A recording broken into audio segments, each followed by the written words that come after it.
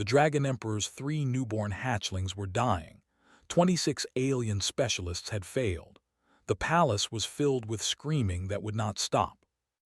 In desperation, they summoned a human, not a scientist, not a soldier, a tired night shift nurse named Hannah Miller, holding a cold cup of coffee on a small colony hospital rooftop when the Imperial shuttle came for her.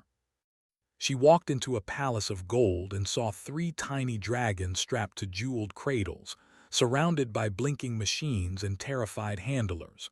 The smallest one had stopped crying. That was worse. Hannah set down her bag. She did not touch a single monitor. She just knelt beside the pale hatchling, listened to its chest, and asked one quiet question that made every Drivani in the room freeze. Has anyone held them? The High Warden was furious. Tradition forbade it.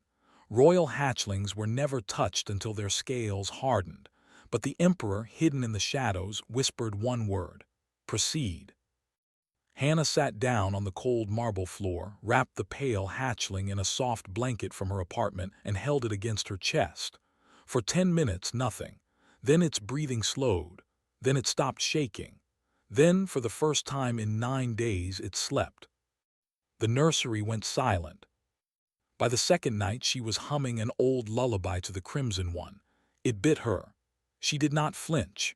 It curled into her neck and began to purr, a sound no handler had ever heard.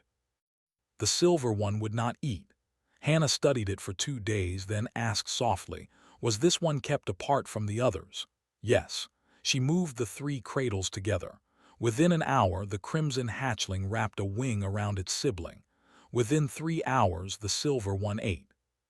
That night, Hannah wrote 6 words in her notebook. They were lonely, that was all. The Emperor read it over her shoulder. For the first time in 400 years, he walked away and wept. The Empire offered her titles, wealth, a seat on the Imperial Council. She declined all of it.